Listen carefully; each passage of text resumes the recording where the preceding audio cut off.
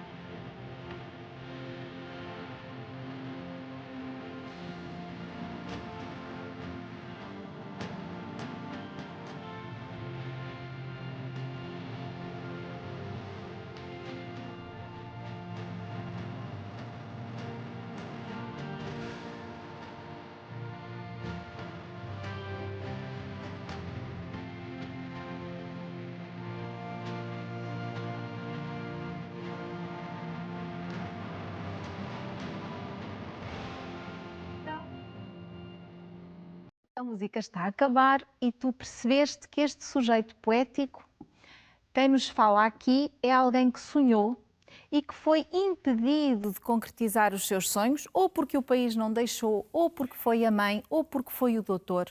Deixou de conseguir dormir, deixou de conseguir viver e pede agora ao anjo da guarda que o faça voltar a sonhar, que o faça voltar a ser astronauta e a voar. Isto é, que lhe dê a possibilidade de voltar a sonhar e de voltar a ter esperança, de concretizar os seus sonhos. Portanto, ser astronauta, jogar à bola, voltar à escola, são sonhos que não terão sido concretizados. Mas o mais importante aqui é voltar a sonhar. A mensagem aqui centra-se exatamente em sonhar e voar. E ele pede este auxílio ao seu anjo da guarda. E é um mote perfeito para passarmos para um texto de José Eduardo Agualusa, escritor moçambicano, que nos escreveu A Minha Pátria na Malásia. Lembras-te? Lembras-te quando ele se perdeu na Malásia e encontrou um senhor que o ajudou? Exatamente. Nessa aula estudámos um texto, uma crónica de José Eduardo Agualusa. Hoje vamos estudar um excerto de um conto que se chama O Quarto Anjo. O excerto que eu escolhi é a última parte do conto. E de que é que consta a primeira? São as várias tentativas que Deus faz para criar anjos. Anjos que, tendo asas, as tirem e sejam capazes de voar sem elas, movidos apenas pela sua esperança. Foram 3 tentativas até que chegou aqui. Acompanha a leitura comigo. Por fim tentou de novo. É de Deus que estamos a falar.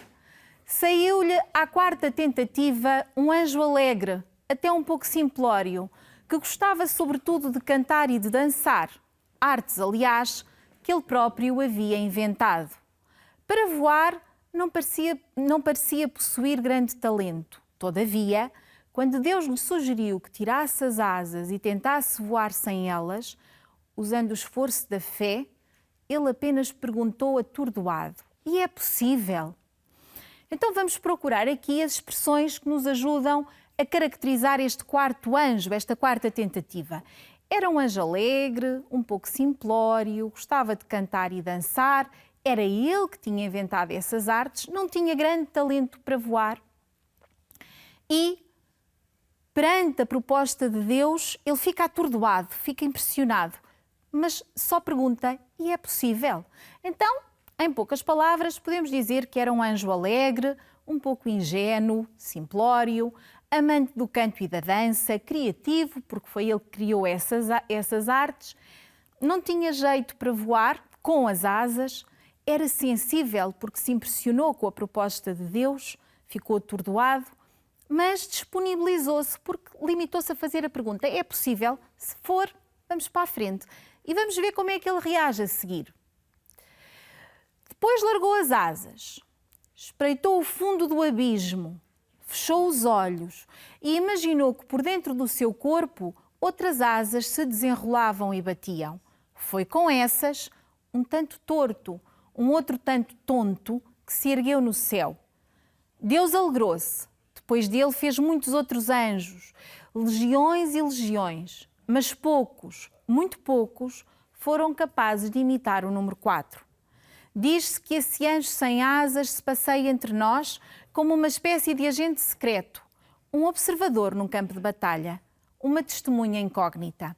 Então, pelas atitudes do anjo, conseguimos perceber que ele decidiu-se, aceitou o desafio, largou as asas antes de perceber o que é que o esperava exatamente. Só depois é que ele foi espreitar o fundo do abismo e fechou os olhos a seguir. Percebendo o perigo que ia correr, percebeu que tinha que encontrar a solução dentro dele, no seu interior, imaginando essas asas que se desenrolavam e batiam. E foi com elas, torto e tonto, essas asas que ele tinha dentro dele, essa esperança, essa fé, que ele se ergueu no céu. E foi um sucesso. Deus criou muitos outros como ele, legiões e legiões de anjos a seguir a este quarto anjo. Muitos anjos, portanto, mas poucos, muito poucos, foram capazes de o imitar. E diz-se, consta que este anjo sem asas se passeia entre nós como uma espécie de agente secreto, um observador num campo de batalha, uma testemunha incógnita.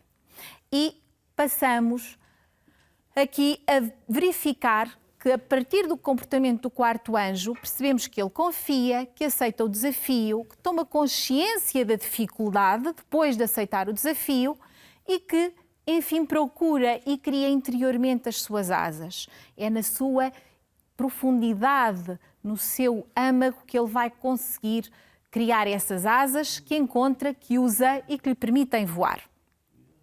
É um anjo muito original porque foram criados muitos depois dele, mas nenhuns ou poucos são como ele. E quem é ele? Vive connosco, observa, age e testemunha. Isto significa que ele permanece connosco e nos momentos em que nós precisamos dele, desta força interior, de encontrar em nós esta força que nos permite voar e que nos permite superar as nossas dificuldades, é ele que nos ajuda. Vamos então passar aos recursos expressivos. Eles tinham de aparecer aqui, têm estado nas nossas aulas desde o primeiro momento e são muito importantes para o teu percurso escolar. Temos 4 expressões e vamos distribuir os recursos expressivos por elas. Repara, um tanto torto, um outro tanto tonto. Até enrolamos a língua a dizer isto. É uma aliteração do T. Repete-se a letra T várias vezes. Depois, legiões e legiões, mas poucos, muito poucos. Eu reforcei bastante esta expressão. Foram capazes de imitar o anjo. Reforcei bastante porquê? Porque temos a repetição de legiões e de poucos e há aqui uma oposição entre legiões e poucos. Portanto, uma antítese. E a seguir é o recurso expressivo mais fácil de identificar.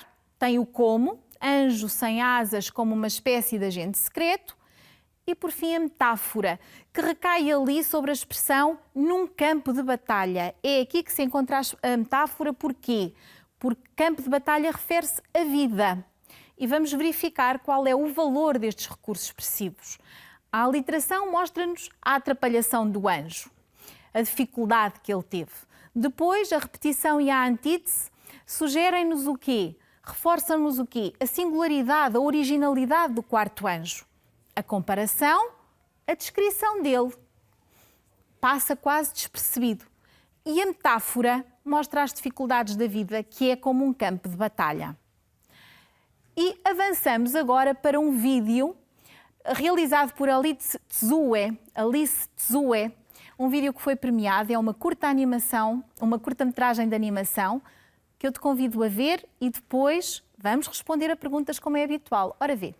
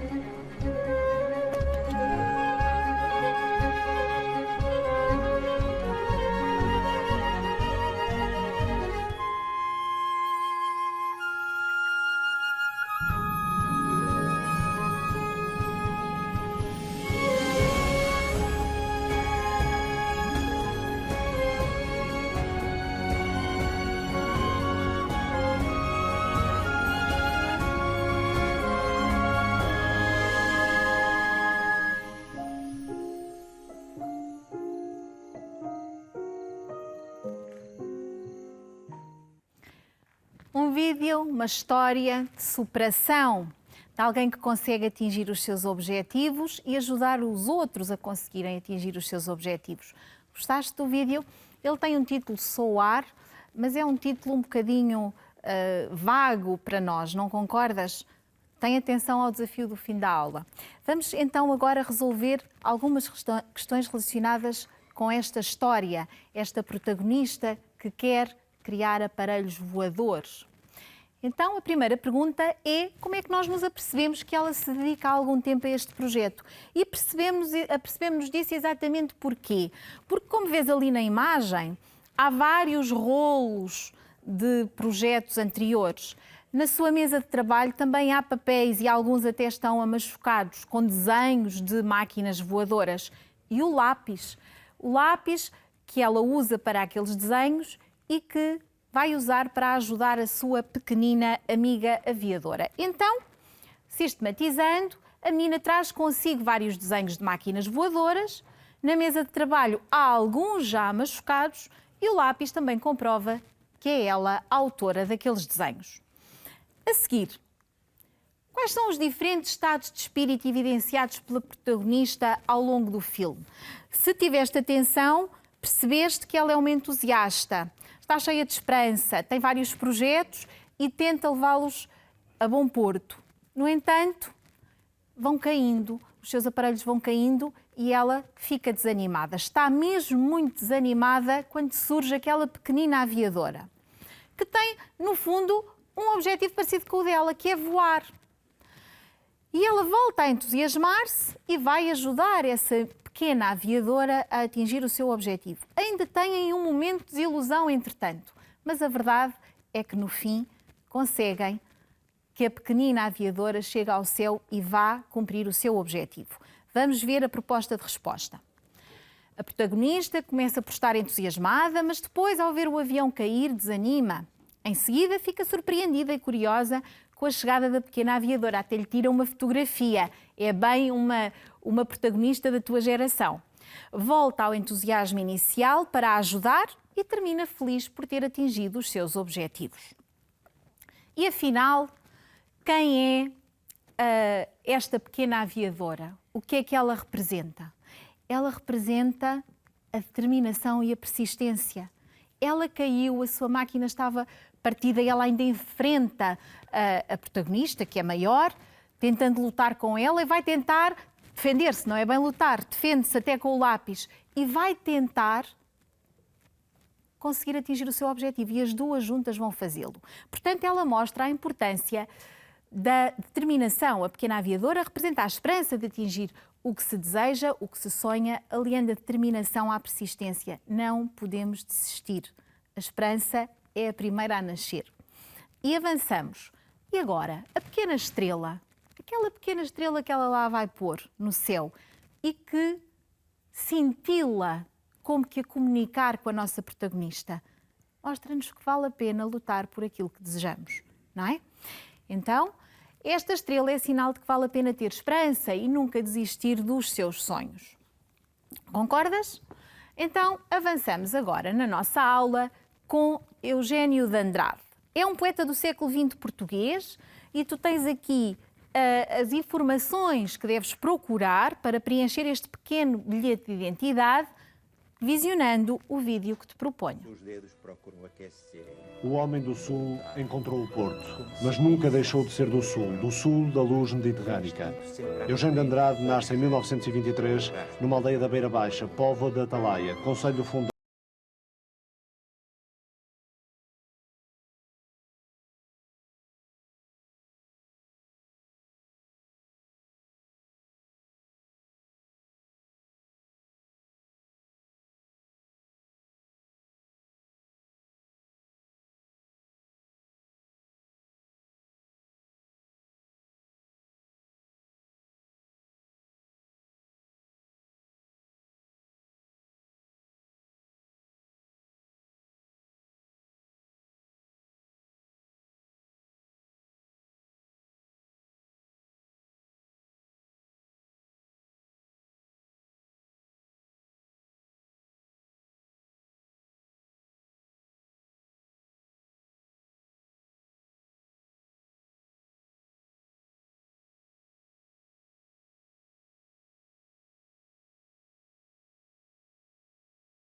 algo irritado, só o senhor, agora. Só o senhor agora. Então temos aqui Eugênio de Andrade. Eu trouxe-te um livrinho dele que mostra aqui as obras que até são mencionadas ali. É Eugênio de Andrade, um poeta português muito importante e presente na tua vida escolar. Vais perceber que vai estar sempre a acompanhar-te também como torga, como pessoa, enfim. Então, uma das últimas informações que temos ali é exatamente o nome dele, não é? É a última informação que nos é dada. José Fontinhas, que ele acabou por esquecer e adotou o pseudónimo Eugênio de Andrade. A data de nascimento, que no vídeo aparece só referido o ano, é 19 de janeiro de 1923. Eu acrescentei o dia e o mês. A naturalidade é uma freguesia do Fundão, Atalaia, perto de Castelo Branco. E a profissão foi uma profissão de funcionário público, na administração pública. Ele era inspetor administrativo no Ministério da Saúde. Onde é que ele viveu? Da Atalaia, perto do Fundão, passou para, exatamente, para Castelo Branco, depois para Lisboa e, no fim, para o Porto.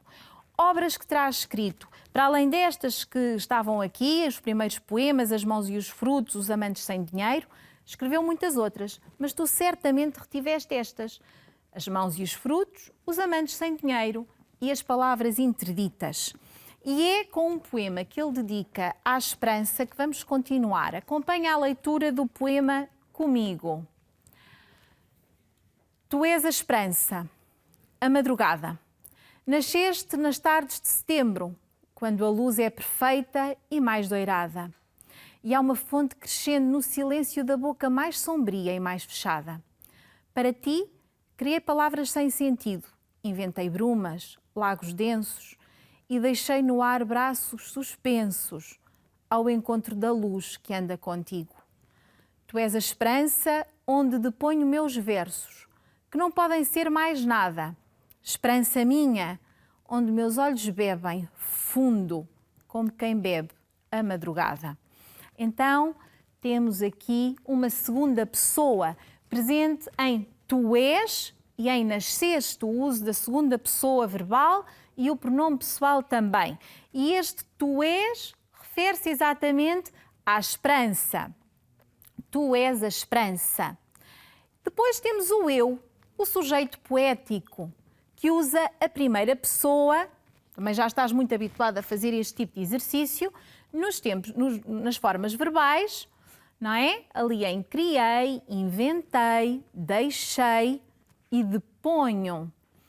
Depois temos também os determinantes possessivos, meus, minha e meus, a mostrarem-nos que temos aqui um sujeito poético de primeira pessoa a dirigir-se a um seu interlocutor, o tu, que ele vai descrever e caracterizar. E vai nos dizer que esta esperança é a madrugada. Ora, a madrugada é a promessa de um novo dia. Portanto, é promissora e também nos diz que esta esperança nasceu nas tardes de setembro, quando a luz é perfeita e mais doirada, aquelas tardes que parecem dar-nos esperança de que o verão ainda continua e que é belo. Portanto, perfeita e valiosa, doirada. Depois continua, há uma fonte crescente no silêncio da boca mais sombria e mais fechada. Portanto, daquela boca de quem não se espera esperança, porque é sombria e porque é fechada, surge a esperança. Esta esperança é, portanto, inesperada. E ele vai ao encontro da luz que anda contigo com a esperança. Significa que esta esperança traz luz, é inspiradora. E ele diz, tu és a esperança onde deponho meus versos, que não podem ser mais nada, só podem ser versos, é a criação dele, é inevitável. Esperança minha, onde meus olhos bebem fundo como quem bebe a madrugada. Portanto, esta esperança pertence ao sujeito poético. E avançamos na análise do nosso poema. Vamos ver então aqui que este sujeito poético se entrega, se dedica e se abandona através da criação poética, criou palavras sem sentido, inventou toda a inspiração, toda a criatividade aqui. E deixei no ar braços suspensos ao encontro da luz. Portanto, ele abandona-se, ele dedica-se e entrega-se à esperança e espera que ela retribua, espera que ela se aproxime dele. Portanto, entrega, dedicação, abandono à esperança. Exatamente. À esperança. À esperança que ele espera que seja o quê? A sua inspiração para os seus versos e, no fim, no fundo, a sua orientação. Portanto, a esperança aqui como uma presença constante e necessária e essencial à criação poética, ao sujeito poético. E, inevitavelmente, passamos à análise formal. E é fácil percebermos que temos aqui um poema constituído por 3 estrofes. 3 estrofes com números de versos diferentes. Pelo menos a primeira é diferente das outras 2. A primeira tem 5 versos, é uma quintilha, e a segunda e a terceira têm 4 versos cada uma, são quadras. Não há dúvidas, pois não? Depois podemos fazer, então, a análise da rima. E a rima aparece aqui nestes nossos versos assinalada a cores diferentes. Apenas mantém o azul, ali setembro, silêncio, deponho e bebem. Porquê? Já percebeste? Mas vamos concretizar. Então, na primeira estrofe, o esquema rimático é A, B, A, C, A. O A, a laranja, a mostrar-nos rima cruzada. E depois o B e o C a mostrar-nos verso branco ou solto. Na segunda estrofe, temos sentido a rimar com contigo, uma rima toante, porque as consoantes não rimam, e depois densos com suspensos. O esquema rimático é D, E, E, D. E por fim, temos outra vez verso branco ou solto, não é? E rima cruzada. Em suma, temos rima cruzada, versos soltos, rima interpolada e rima emparelhada. As cores ajudam-te a identificar as rimas no poema. Gostaste deste poema de Eugénio de Andrade? Não te esqueças que o tema da nossa aula é a esperança é a primeira a nascer. E eu tenho esperança que tu, nesta que é a penúltima aula de português no Estudo em Casa, tenhas ainda força para, em vez de um desafio, resolveres 2. Sou muito otimista, não é? Então, mas também podes resolver apenas um dos 2. Vamos ver. O primeiro desafio é que imagines a chegada desta menina, da menina do vídeo, da menina aviadora, a chegada dela à casa depois desta tarde, uma tarde cheia, não é? Uma experiência única. Ela até tirou uma fotografia à pequena aviadora. Que imagines a chegada dela à casa, ela vai mostrar a fotografia a quem vive com ela, aos pais, e vai contar o que aconteceu. E o que eu quero, o que eu gostaria que tu fizesses, o que eu tenho esperança que tu faças, é que recontes esse episódio, a chegada à casa e o diálogo com a família. É uma alternativa, um bocadinho mais trabalhosa, mas criativa e engraçada. A outra alternativa é um título para essa animação, em vez daquele soar que é tão vago. Quem faz uma faz a outra, mas podes fazer apenas uma das 2. Então vamos sistematizar a nossa aula de hoje. Ouvimos e explorámos a canção Voar, com o Tim e o Rui Veloso. Lemos e explorámos um excerto do conto Quarto Anjo, de José Eduardo Agualusa. E vimos e compreendemos a pequena animação, a que vais dar título e a que vais dar continuação também. Lemos e analisámos temática e formalmente um poema de Eugénio de Andrade. Espero que tenhas gostado desta aula. A esperança é a primeira a nascer. Sempre que nos vemos perante obstáculos, não podemos esquecer isto. A esperança é aquilo que surge primeiro. Até à próxima.